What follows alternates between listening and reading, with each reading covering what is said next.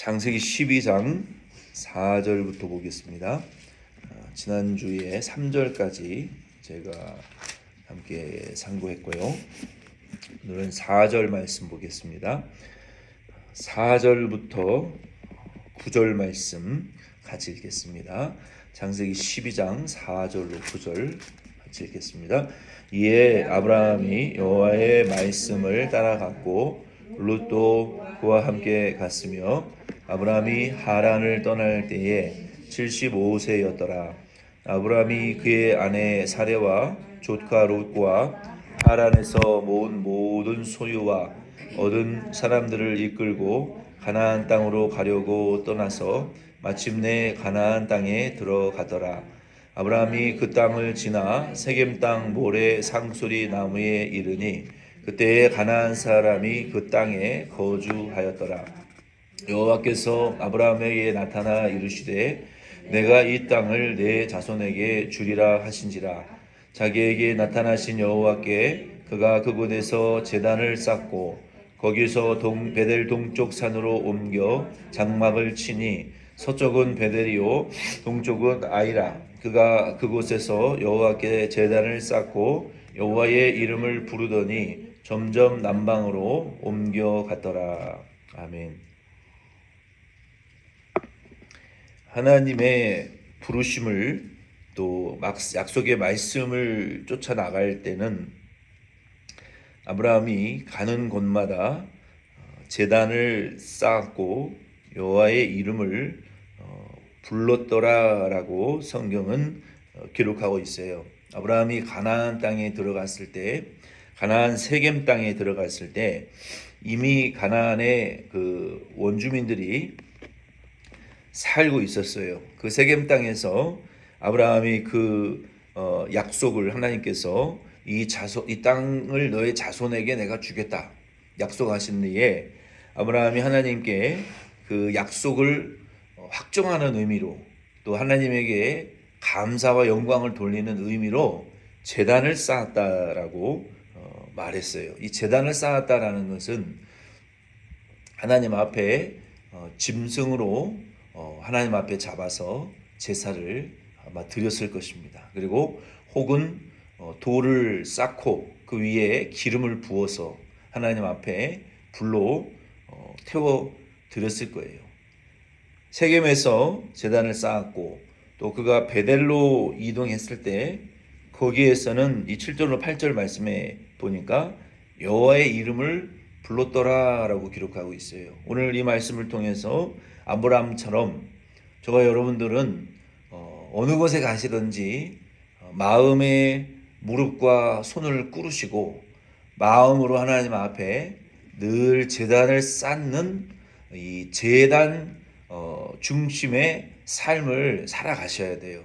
제단 위에는 하나님에 대한 이 속죄의 제물이 올려주는 곳이에요. 그 제단 위에는 하나님의 말씀이 임하는 장소였고 하나님의 성령의 기름 부으심이 임하는 장소였고 성령의 불이 내려오던 장소가 제단이었어요.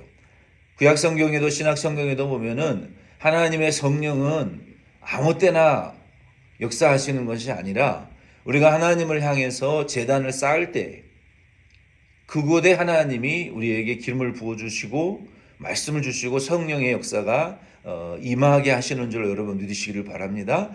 그 제단은 여러분이 기도하는 거라지가 될 수도 있고 화장실이 될 수도 있고 여러분 벽장 클로짓이 될 수도 있고 여러분들이 자동차에서 운전하실 때에도 성령이 임할 수가 있어요.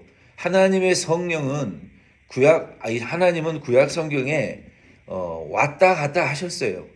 구약 성경에는 하나님이 그 약속하신 장소, 하나님이 세운 종, 하나님이 세운 그 제단 중심으로 하나님이 임하셨지만 이제 신약 성경에는 건물 장소가 중요한 게 아니에요. 건물 그 교회라고 하나님의 성령이 임하는 것이 아니고 하나님은 시간과 공간을 초월해서 역사하세요.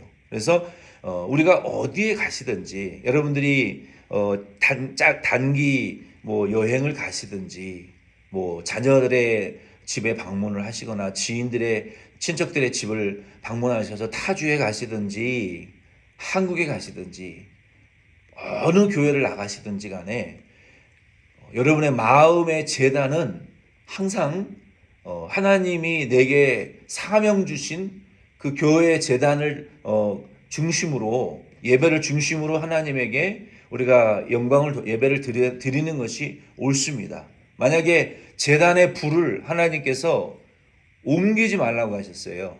한국에도 옛날에는 가스와 전기가 없을 때 아궁이에 불 꺼뜨리면 그거 이 소박의 법적인 소박 당하는 그 근거 중에 하나였어요. 아궁이에 불을 꺼뜨리면 다음날 음식을 못하니까 집안 식구가 굶잖아요. 우리 하나님께서도 하나님의 이 제단을 여기저기 옮기는 것을 그렇게 좋아하지 않으세요. 그러니까 교회가 제단이라고 치면 이 교회 저 교회 막 옮기는 걸 하나님 좋아하지 않으세요. 하나님의 그 기름 부으심이 있는 그 제단이 있어요. 내게 하나님께서 내가 이 교회 가니까 말씀이 맞고 이 교회 가니까 하나님의 성령이 나에게 역사하시고 하나님의 말씀을 통해서 역사하는 그 성령의 은혜가 나에게 부어지더라 하는 그 제단이 있어요. 그래서 그 제단이 교회라고 하면 그곳에서 하나님 앞에 무릎 꿇고 엎드려서 주의 종을 위해서 기도하고 성도들을 위해서 기도하고 교회의 사역을 위해서 하나님의 성령의 역사를 위해서 기름 부어야 하나님이 그 기도를 통해서 역사하시지 몇 년은 이 교회 갔다 몇 년은 저 교회 갔다 그 하나님의 기름 부으심의 역사가 끊어지고 연결될 수가 없어요. 그래서 우리는 이 교회를 너무 자주 옮기는 것도 그렇게 좋은 게 아니에요. 그런데 어쨌든 우리는 우리의 모교회가 있고 내가 등록한 교회가 있고 우리가 한국을 가든 타주를 가든 우리는 하나님의 기름 부으심이 있는 그 제단을 향해서 그리고 내 마음에 어디를 가시든지 마음을 흐트러뜨리지 마시고 항상 마음에 무릎을 꿇으시고 하나님 앞에 기도하시고 하나님과 영적으로 이 소통하는 시간을 항상 유지를 하셔야 돼요. 그것이 5분이 됐든 10분이 됐든 1시간이 됐든 그리고 어디를 가시든지 여호와의 이름을 부르실 수 있는 예배와 기도 이 두 가지의 기둥은 성도의 삶에서 죽을 때까지 절대로 없어져서는 안 되는 기둥과 같은 거예요.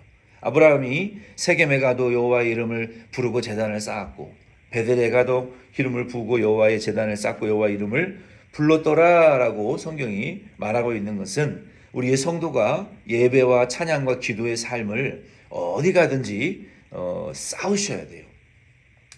10절 말씀 같이 읽겠습니다. 그 땅에 기근이 들었으므로 아브라함이 애굽에 거류하려고 12장 10절입니다. 그리로 내려갔으니 이는 그 땅에 기근이 심하였습니다. 아멘. 여기 10절에 보니까 하나님이 지금 아브라함에게 아직 이름을 바꿔주시지는 않았지만 그 가나안 땅을 내가 너에게 주겠다. 너의 자손들에게 주시겠다.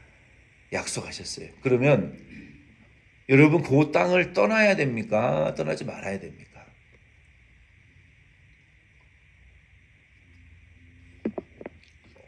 하나님의 약속이 있는 그 장소와 대상은 여러분 떠나시면 안 돼요.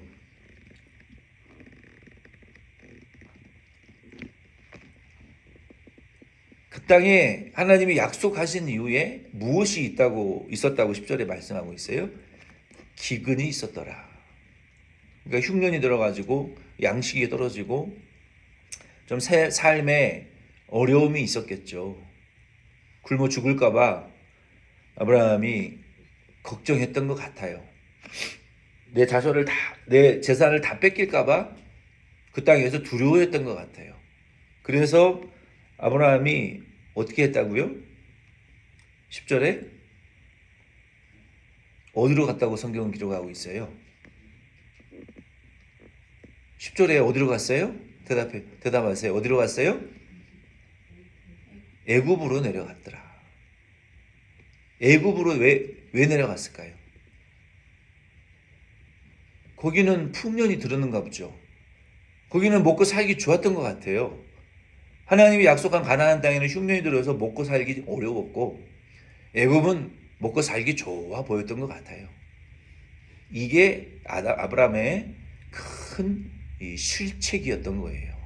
성경에 보면 하나님의 가나안 땅에서 흉년이 들어서 그 땅을 버리고 세상에 돈벌이 하러 나갔던 사람이 누가 또 있습니까?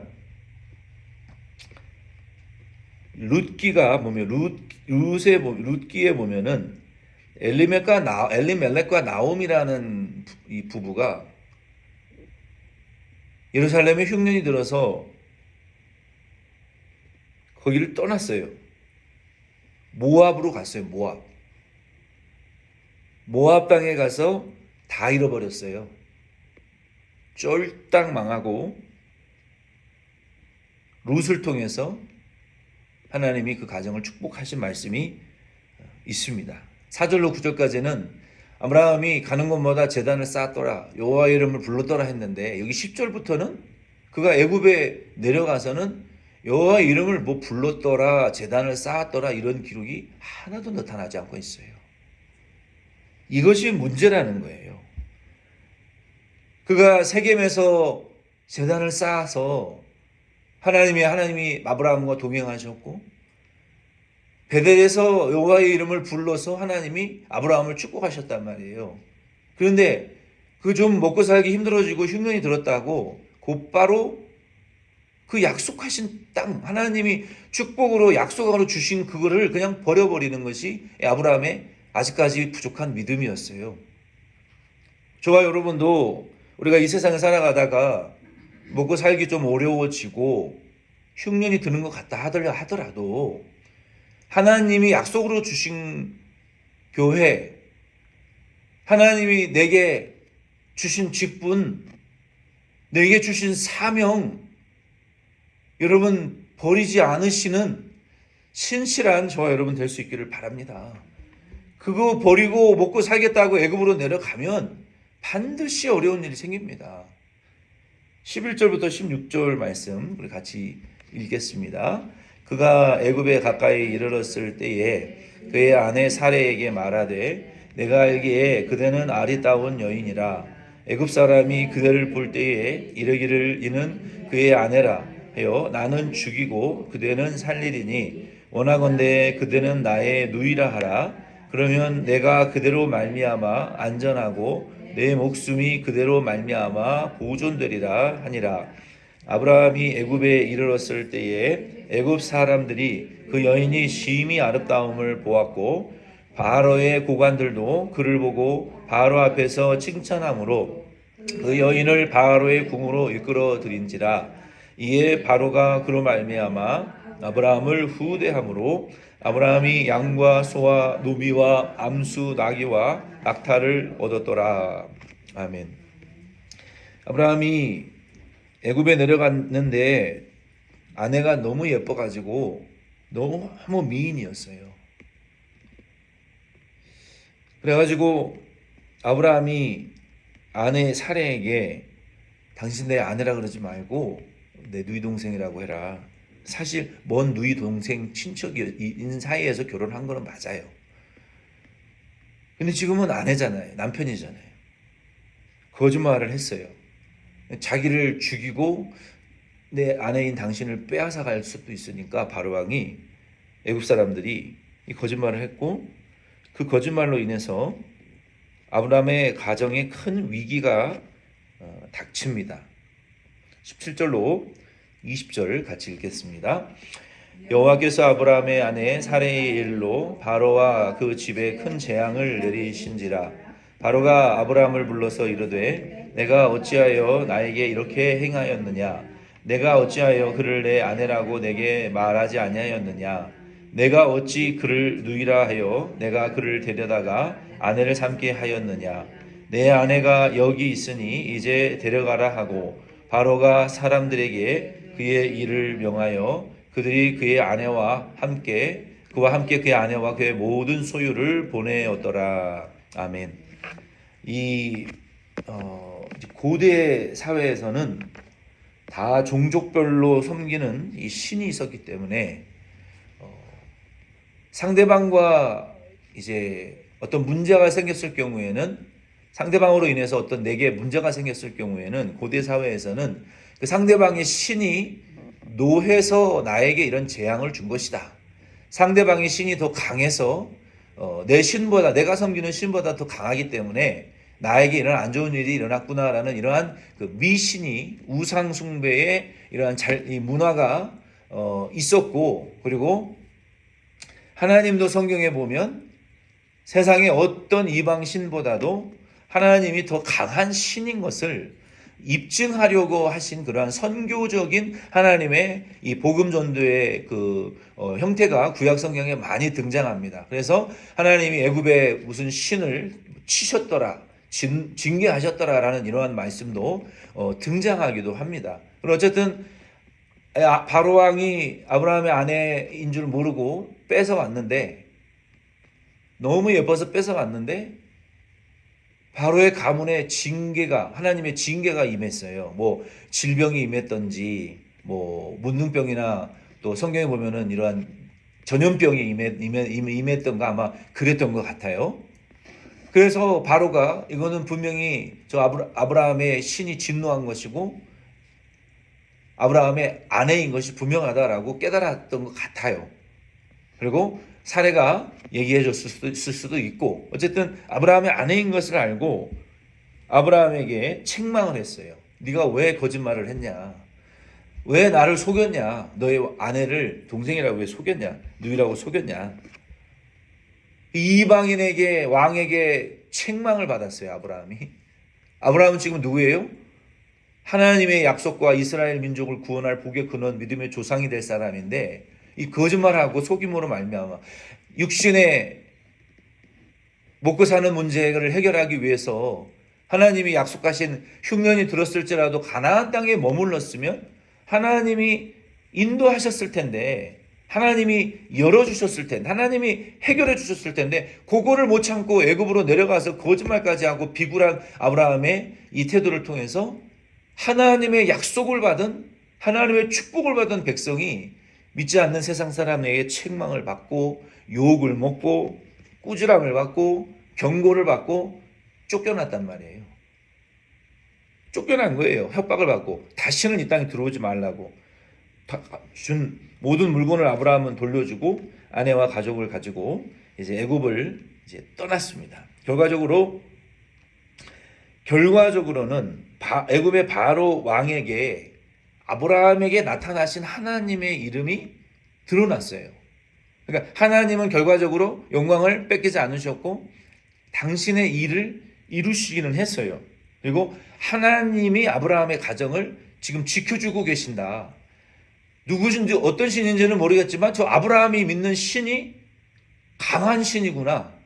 아브라함이 믿는 저 하나님이 두려운 하나님이구나. 감히 내가 건드릴 수 없는 존재구나라고 아브라함을 통해서 바로가 깨달은 것은 정말 좋은 열매였단 말이에요. 하나님의 이름이 이방 왕에게 알려졌단 말이에요. 그리고 애굽 나라 전체에 하나님의 이름이 두려운 하나님의 이름으로, 그리고 아브라함과 하나님이 함께 하신다라는 이런 놀라운 그 하나님에 대한 그 성도와 함께 하시는 하나님, 성도를 보호하시고 성도를 통해서 역사하고 계시는 분이, 교회와 함께 하시고 교회에 역사하고 계시는 분이 하나님이구나. 우리가 함부로 할 수 없겠구나. 두려운 저 교회 위에 함께 하시는 저 하나님은 두려운 하나님이구나라는 이러한 하나님의 임재하심이 나타났단 말이에요. 우리 데모션 장로 교회도, 저와 여러분도 우리가 비록 숫자는 작지만 세상 사람들이 함부로 대할 수 없는 성도와 교회가 될 수 있기를 예수의 이름으로 축원드립니다. 함부로 건드려고 함부로 어떻게 해보려고 했는데 세상 방법대로 해도 세상이 감당할 수 없는 그런 교회가 돼야 돼요. 그런 성도가 그쯤 되어야 하나님이 사용하시지, 세상이 이렇게 저렇게 해봐도 뭐 별것도 아니네, 한번 툭 건드리니까 그냥 휙 넘어지고 휙 쓰러져서 그냥 뭐 별것도 아닌 성도네, 이런 취급을 받으면 세상 사람들한테 무시나 받고 욕이나 먹는 성도와 교회가 되어서는 안 되는 거예요. 결과적으로 아브라함과 사레의 사건으로 인하여 애굽 왕에게, 바로에게 하나님의 이름이 알려지게 되었습니다. 그러나 아브라함은 애굽 왕에게 책망을 받았어요. 그리고 그 지경에서 쫓겨났고 육신의 형통과 안식을 위하여 애굽으로 잠깐 내려갔다가 아주 개망신을 당한 거예요. 개망신을. 소위 속된 말로. 그리고 아주 낮아졌어요. 아브라함이 하나님의 약속을 받은 사람이고 가나안 땅을 주시겠다고까지 약속을 받았는데 지극히 낮아지는 거예요. 하나님은 아브라함을 부르신 이후에 그의 약점과 아직 만들어지지 못한 축복의 그릇으로 거듭나지 못한 아브라함의 그 실수를 통해서 아브라함 자기 자신을 발견하게 하시는 거예요. 아, 내가 이 위기 상황이 왔을 때 이렇게 비겁한 사람이었을까? 아내를 앞세워서 여자를 앞세워서 자기의 목숨이나 살려나가려고 하는 이렇게 비굴하고 비겁하고 양심 없는 인간이었구나. 내가 이런 인간이었어? 이렇게 비천한 자였어라고 자기의 그 비천함과 죄투성이밖에 되지 않는다는 자기의 그 연약을 하나님은요, 우리를 부르신 이후에 발견하게 하세요. 그리고 나의 되지 못한 것을 깨닫게 하시는 하나님이에요. 그냥 성도로 만드시지 않아요. 하나님은 아브라함을 이와 같이 낮추시고 자기의 이 추악한 죄를 발견하게 하셨어요. 그래서 아브라함이 무엇을 회개했을까요? 얼마 전에 베델에서 여호와의 이름을 불렀지만 애굽에서는 여호와의 이름을 못 부른 거 회개하게 하셨을 거예요. 얼마 전에 약속하신 세겜 땅에서 하나님에게 제단을 쌓고 기도하고 찬양하고 예배드렸던 그 자신의 모습이 애굽에 와서는 예배 못 드린 거. 우리가 바쁘다, 할 일이 많다. 정말 그런 핑계로 하나님께 예배드리고 기도하고 주의 이름을 부르고 제단 쌓는 생활을 얼마나 많이 우리가 무슨 핑계로 까먹는지 몰라요. 그러나 우리는 아브라함이 그렇게 회개했던 것처럼 저 여러분도 하나님의 이름을 부르지 못하고 여호와께 제단을 쌓지 못하는 삶을 살았던 것을 우리도 회개하고 우리는 어디에 가시든지 매 순간 새로운 장소에 가면 그 장소에 가셔서 여러분 이렇게 기도하셔야 돼요. 하나님, 이곳에서 하나님의 이름을 부릅니다. 하나님, 이곳에도 저와 함께 임재하여 주시고 이 장소를 축복하여 주시옵소서. 여러분, 아무 집이나 아무 장소나 가서 여러분 쉬실 때 어떤 사탄의 공격이 우리에게 있을지 몰라요. 하나님, 이 장소를 축복하시고 이 장소에 천사를 보내주셔서 빛을 비추어 주시고 이곳에 있는 모든 사람들을 축복하시고 시험을 막아주시고 모든 만나는 사람과 형통하게 하시고 시험이 없게 하여 주시옵소서. 우리가 가는 장소마다 여호와의 성령의 기름 부으심을 구하시고 여호와의 이름을 구하시고 여호와의 임재하심을 여러분 구하셔야 돼요. 그래야 여호와의 평안이 그곳에 임하는 거예요. 그 제단을 쌓고 여호와의 이름을 부르는 것이 우리의 신앙의 고백이고 우리의 믿음이에요. 그래서 기도를 못하겠으면 사도신경을 외우세요. 주의 기도문을 100번이라도 외우세요. 그러면요, 다른 기도 아무것도 못해도요, 그래야 영적인 영계가 열려요. 다른 기도 안 하시더라도 사도신경 주기도문을 외우세요. 그게 가장 신령한 기도예요. 10번만 해보세요. 주님과의 교통이 터지고 영적인 세계의 문이 열립니다. 그 좋은 기도를 놔두고 왜 안 하십니까? 전능하사 천지를 만드신 하나님 아버지를 믿사오며 할 때 여러분의 믿음을 실어서 고백을 하세요.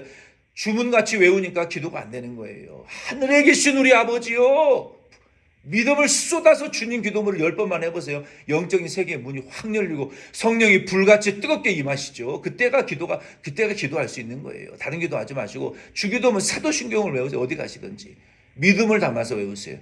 그래야 돼요. 그러면 하나님이 이 아브라함에게 깨달음을 주셨던 것처럼 아브라함이 그것을 회개했을 거예요.